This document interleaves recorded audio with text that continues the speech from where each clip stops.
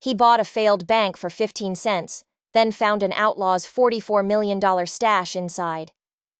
Charles Brennan stared at the deed, the ink still tacky on the cheap paper. 15 cents. That's what it had cost him. The entire 3-story Millfield bank building, his for the price of a gumball. The seller, a man whose hands wouldn't stop shaking, had all but thrown the document at him, his eyes darting around like a spooked horse. He was desperate to be rid of the place. But why? Why sell a solid brick building for pocket change? Across the dusty street, the townsfolk watched him. Their faces were blank masks, but their eyes told a different story. It wasn't curiosity. It wasn't welcome. It was something closer to pity, or maybe fear. A feeling that made the hairs on Charles's arms stand up.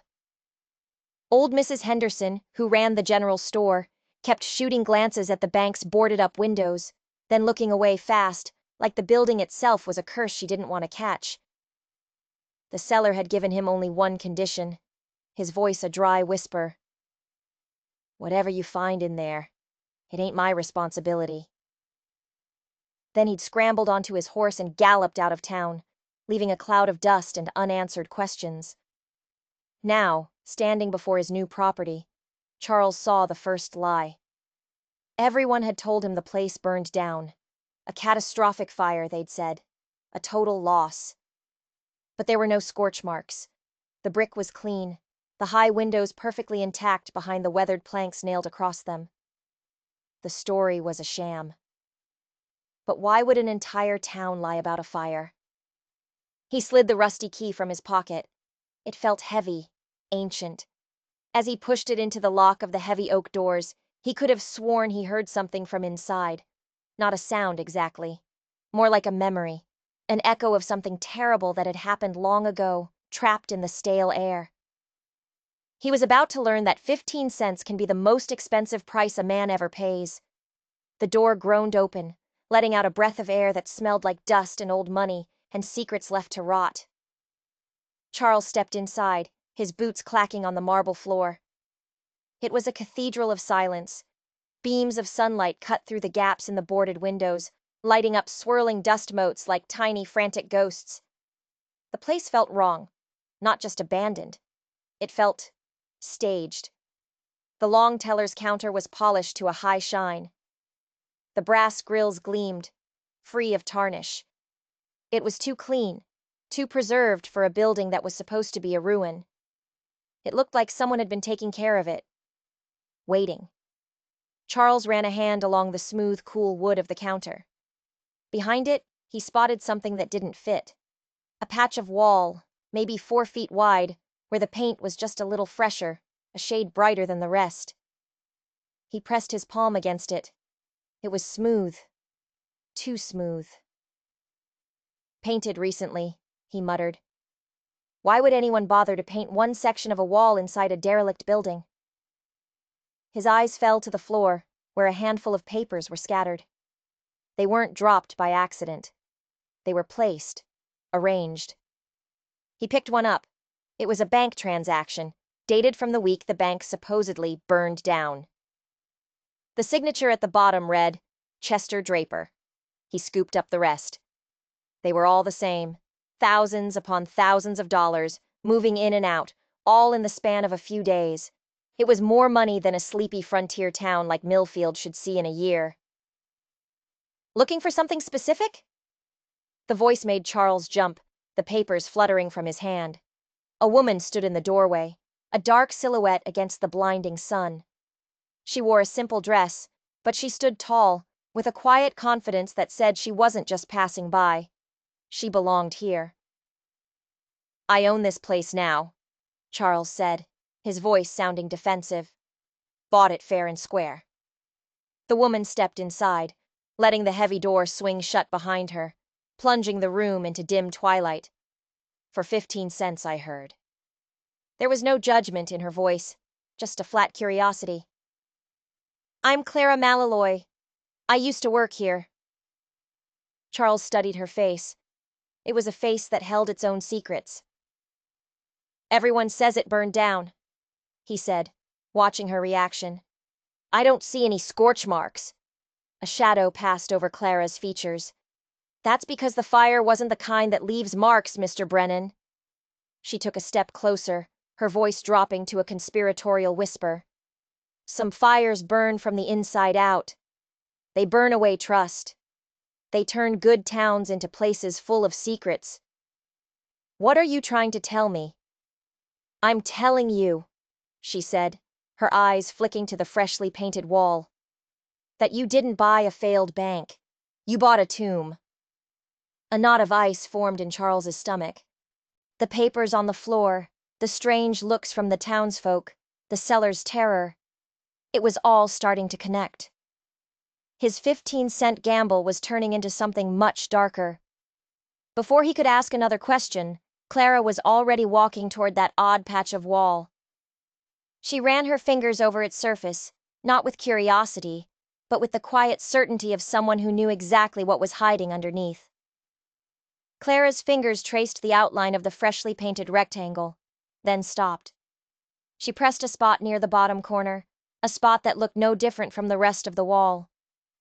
Charles heard a faint click, a precise mechanical sound that didn't belong in this dusty old building. A section of the wall, about 3 feet wide, swung inward without a sound. It was a hidden door. That's impossible, Charles breathed, the papers forgotten at his feet. I looked this whole place over. Did you? Clara's eyes met his in the dim light. Or did you only see what they wanted you to see? Behind the false wall was a narrow, dark passage. The air that drifted out felt ancient and cold, and it carried a strange metallic smell, like old coins and damp earth. Charles found an old oil lamp on the counter, struck a match, and held it up. The flickering light danced across Clara's face, making her look like a ghost. You knew this was here, he said. It wasn't a question. I knew the man who built it, Clara replied, her voice flat. She stepped into the darkness without a moment's hesitation. I knew Chester Draper, and I knew he wasn't the kind of man to just walk away from his life's work. Charles followed, the lamplight throwing their elongated shadows against rough-hewn wooden walls. The passage went down, deeper than the bank's foundation should have gone. It felt like they were descending into a grave. So Draper cheated the man who sold this place to me? Charles asked. Chester Draper cheated everyone, her voice echoed back to him. He cheated this town. He cheated hundreds of families. The only question left, Mr. Brennan, is whether you're brave enough to find out how. The passage opened into a room, a chamber that should not have existed. Charles raised the lamp, and his breath caught in his throat. Stacked from floor to ceiling were wooden crates. Hundreds of them. Each was stenciled with numbers and symbols he didn't recognize. The metallic smell was overwhelming here, the scent of a vast, sleeping fortune.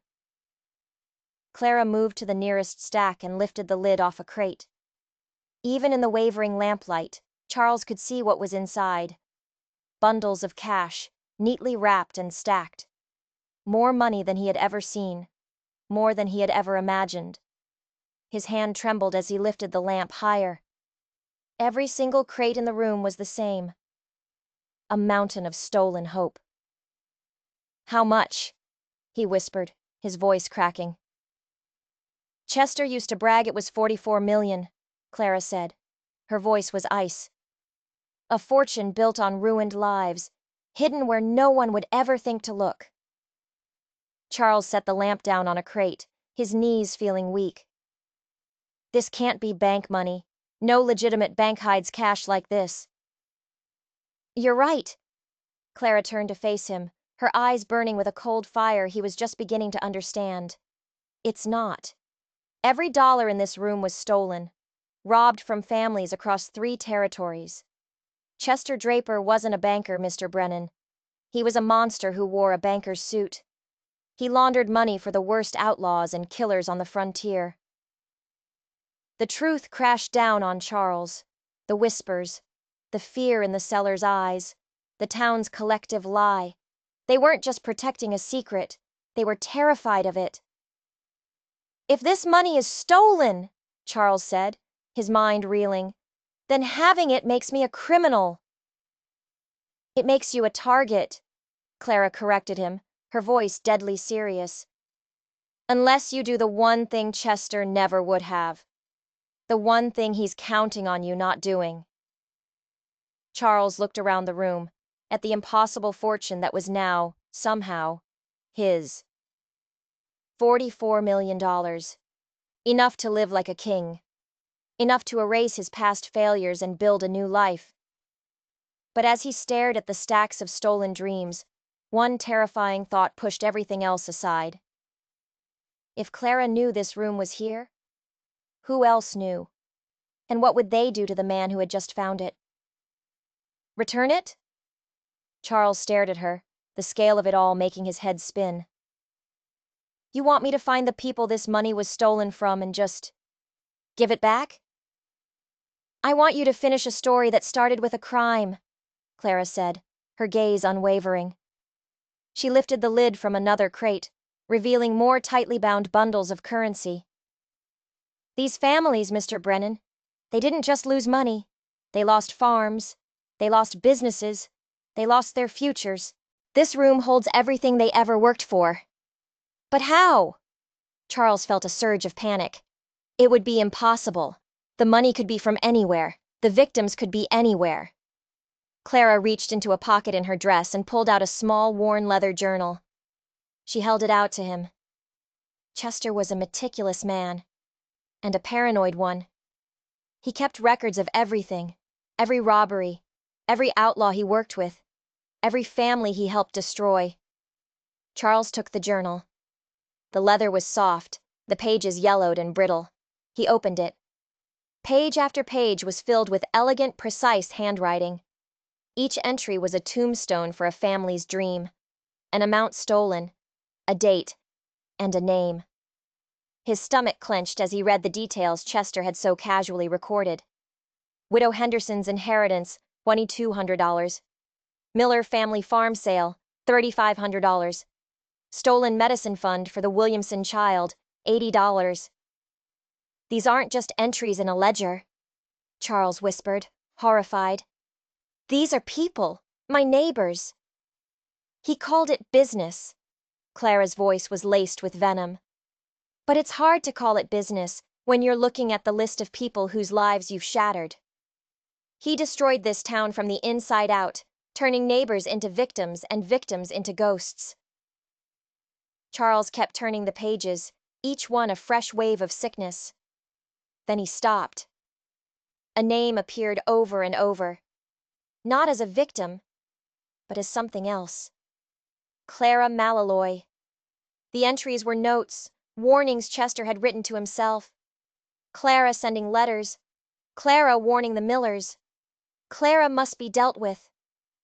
He looked up from the journal, a new understanding dawning in his eyes. You knew. You were trying to stop him. I tried to warn people, she admitted, her hands balling into fists at her sides. Chester found out. He threatened my family. In a town this small, a town he owned, a reputation is all you have. He told me he would ruin us. He would say my father was a thief, that my mother was insane. He would have done it too. So you stopped. I stayed alive, she corrected him, a flicker of old pain in her eyes. But I never stopped watching. I never stopped writing things down. I knew someday a man like Chester Draper has to face a reckoning. Charles closed the journal. He could feel the weight of all those ruined lives resting in his hands. Why me, Clara? Why tell me all this? Why not just take this journal to the law? A new, more urgent fear entered her eyes.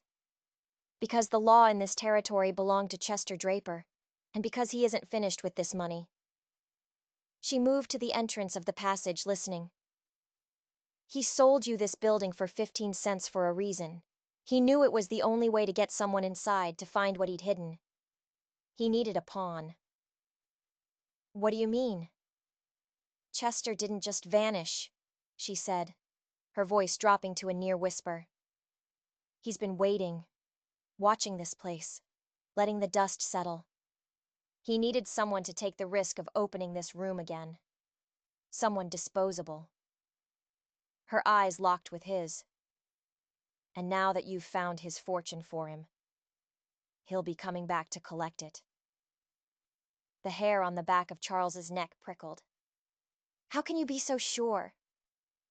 Because I've been watching him, she said, her expression turning grim. And 3 days ago, Chester Draper rode back into town. The oil lamp on the crate flickered, sending their shadows dancing across the walls of money. And Charles Brennan finally understood. He hadn't bought a building. He hadn't even bought a treasure. He'd bought a war. And he was standing on the battlefield.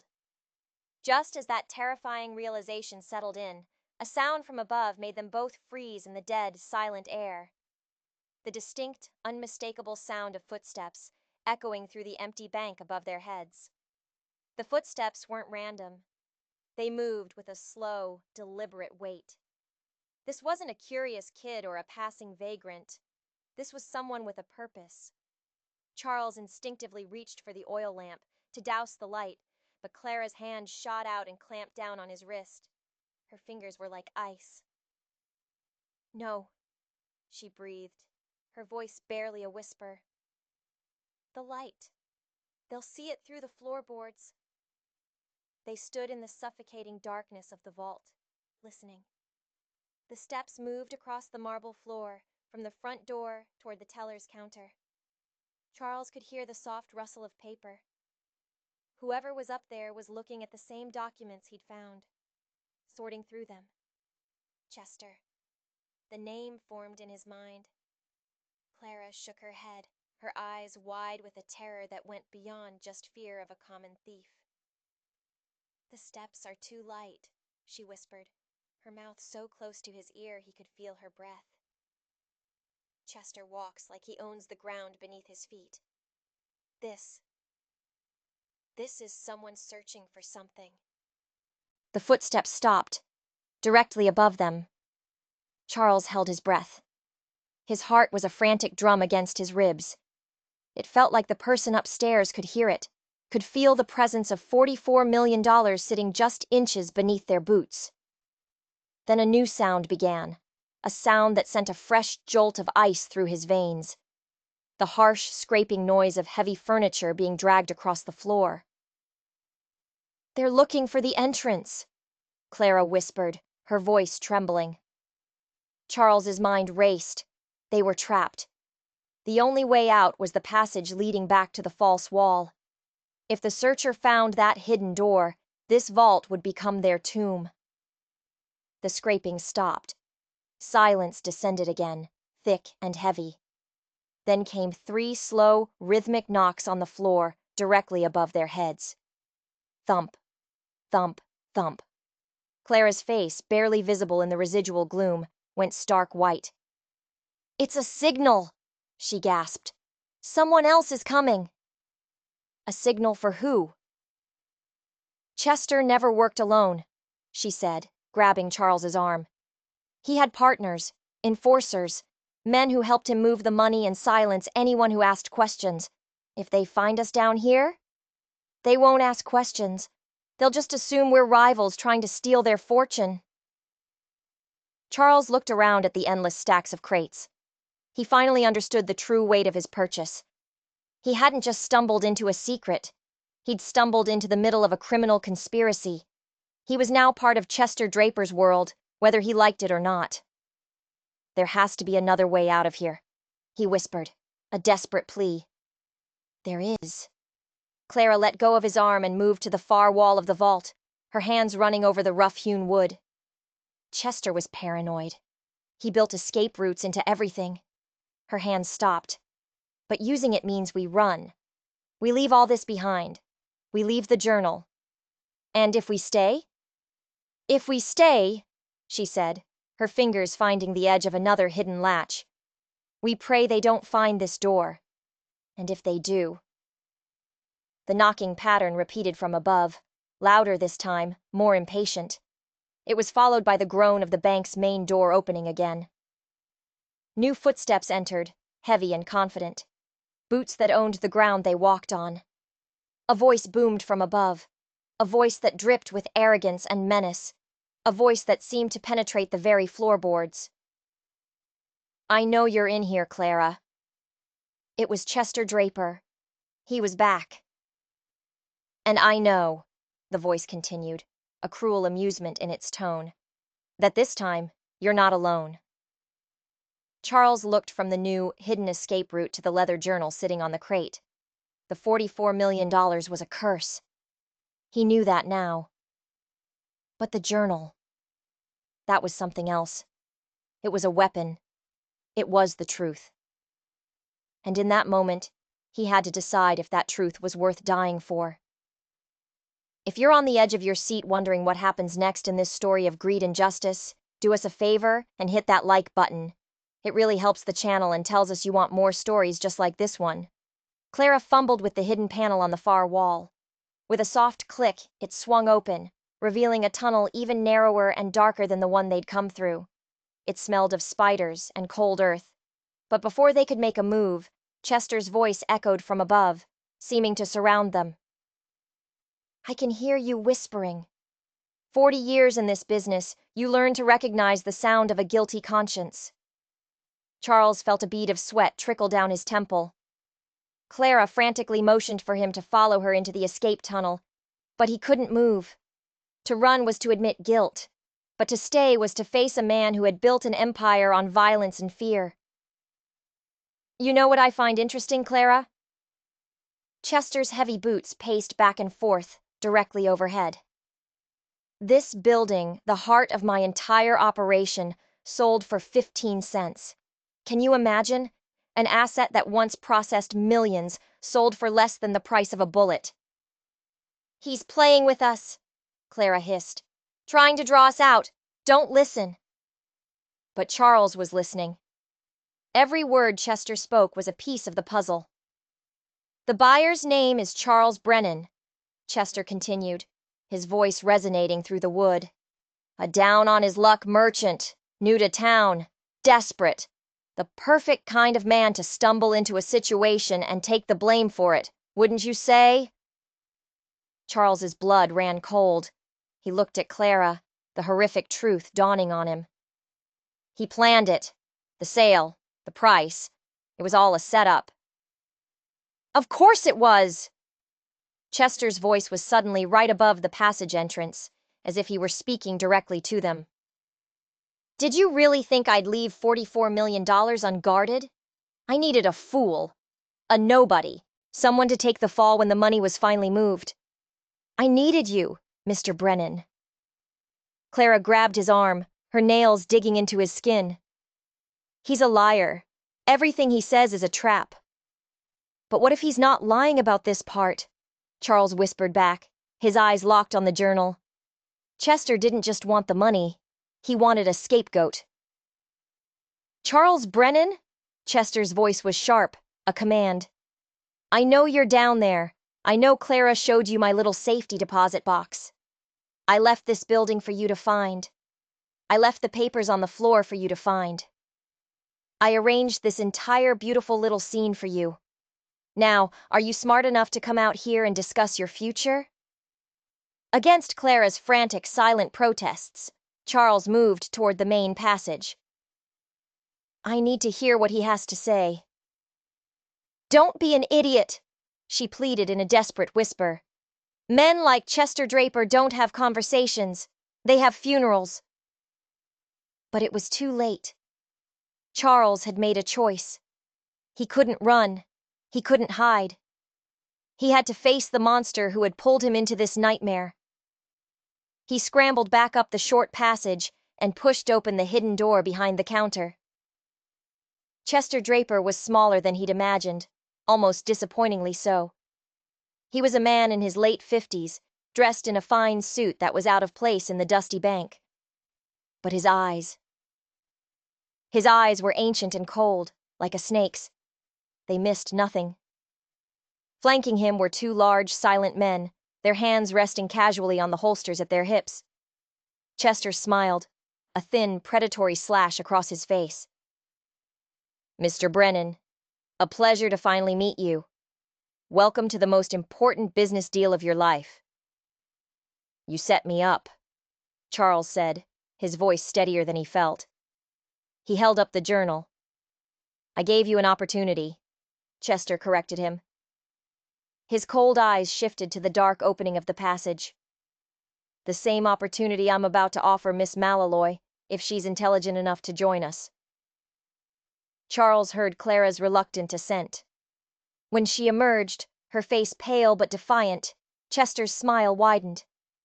Ah, perfect. The whole team is here. Now we can discuss the terms of your new employment. Employment? The trap was closing, and Charles could feel its steel jaws. You didn't think I was going to move $44 million by myself, did you? Chester's voice dropped, losing its playful tone and taking on a deadly edge. Congratulations, Mr. Brennan.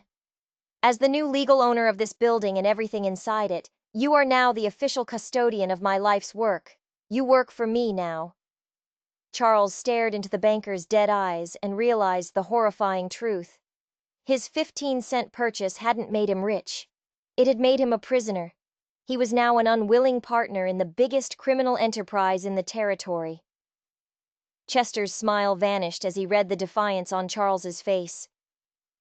You look confused, Mr. Brennan. Allow me to clarify your duties. I won't be a part of it, Charles said, his knuckles white as he gripped the journal. I won't help you. Help me? Chester let out a dry, humorless laugh. The time for helping me is long past. What we are discussing now is logistics, management, the careful and profitable stewardship of assets that have already been acquired. Acquired from families you destroyed? Clara shot back, her voice shaking with rage. From people who starved because of you. Details, details, Chester waved a dismissive hand. But since you're so concerned with the welfare of those unfortunate individuals, perhaps you should know how they're faring. He nodded to one of his thugs. The man produced a sheaf of papers. Recent intelligence reports, Chester said.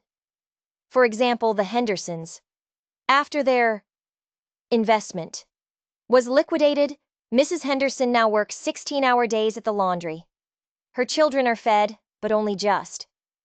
The Miller family, whose farm you may remember, now reside in a charming one-room shack by the creek. A bit rustic for my tastes, but they seem to be surviving. Stop it, Clara whispered, but Chester was enjoying himself.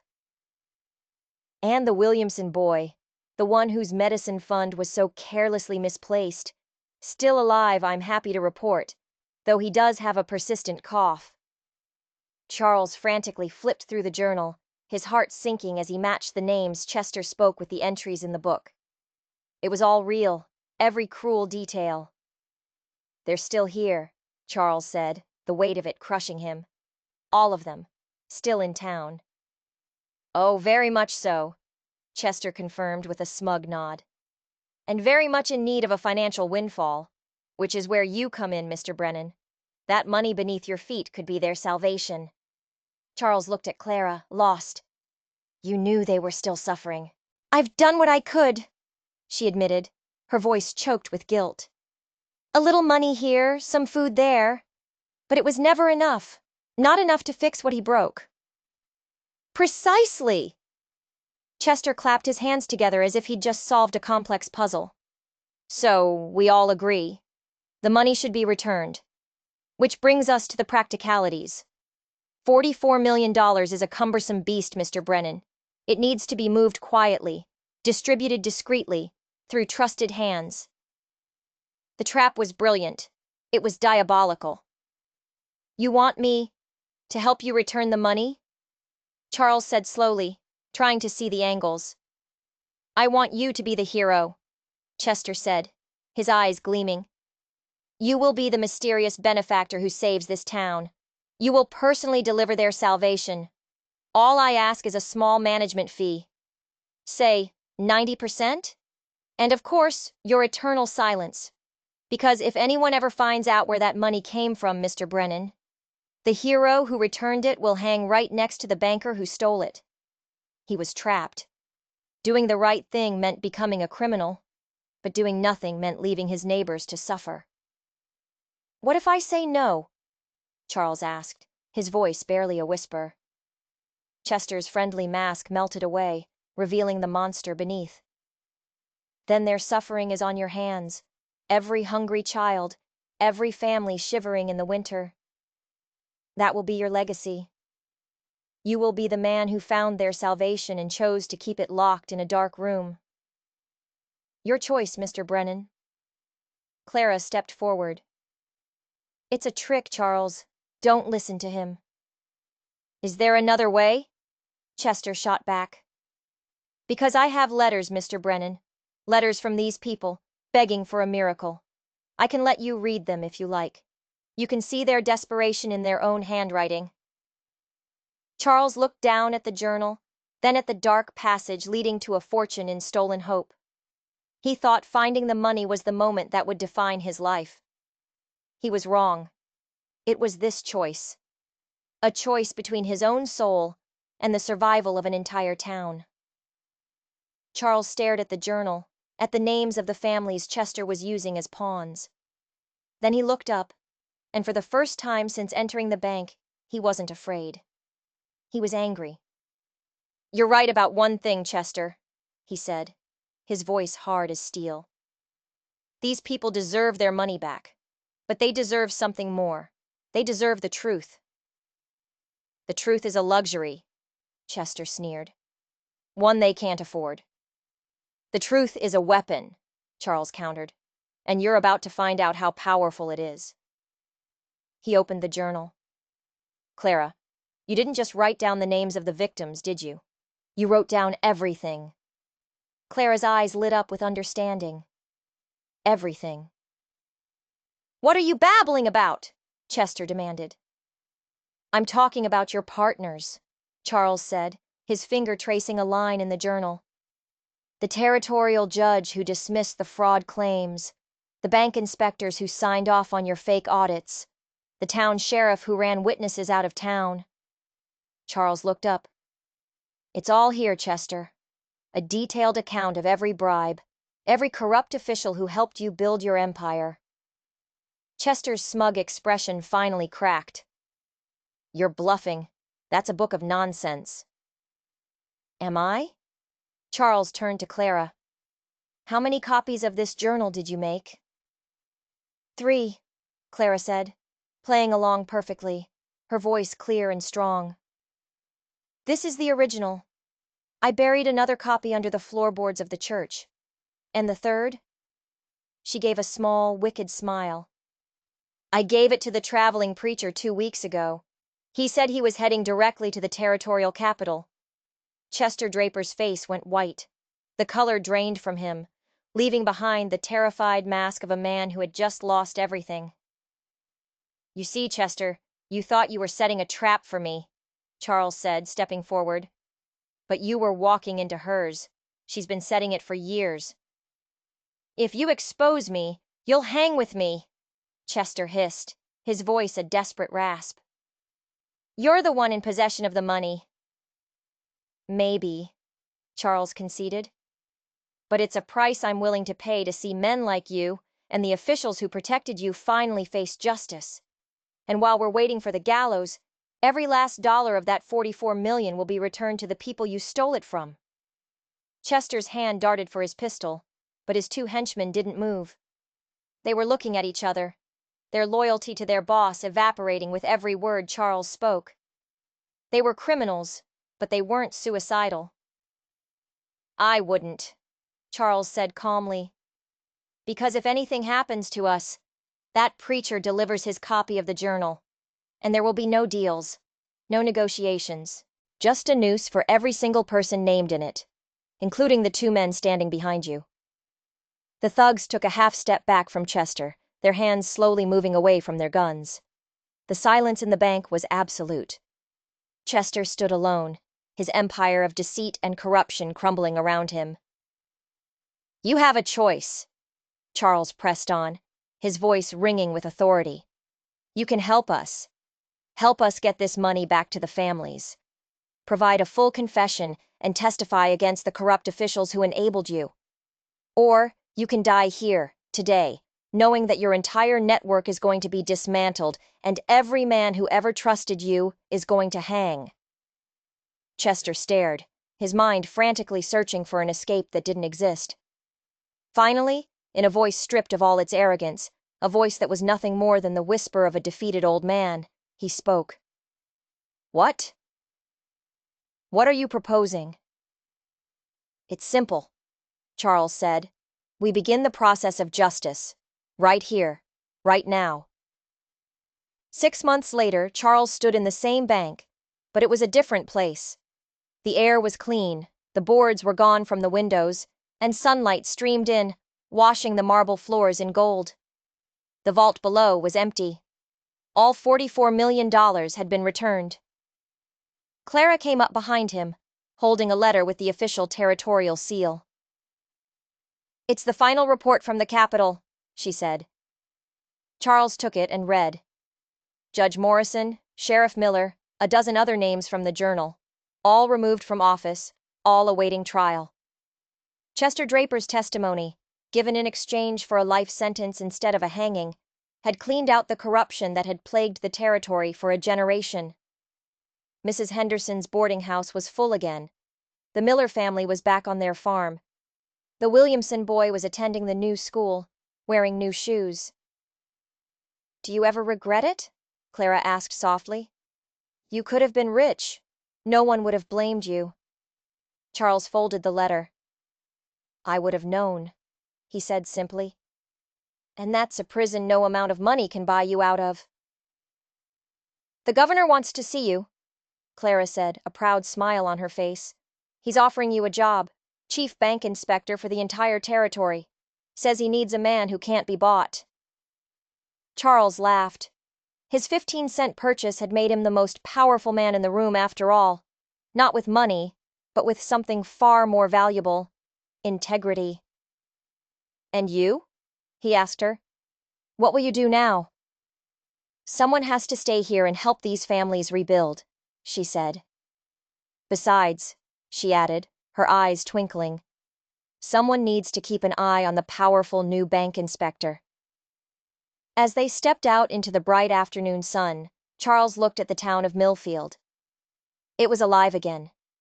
The people didn't watch him with fear anymore. They smiled and waved. The echo of past crimes had been replaced by the sound of children laughing. He hadn't just bought a building. He'd bought a town's future. His 15-cent investment had taught him the most valuable lesson of all, that a man's worth isn't measured by what he has, but by what he's willing to give up for what's right. If you were moved by this story of courage and redemption, make sure you hit that subscribe button and turn on notifications, because you won't want to miss the next incredible tale we have for you. And if you believe in the power of stories like this one, consider leaving a comment below to let us know. Thank you for watching, and we'll see you in the next one.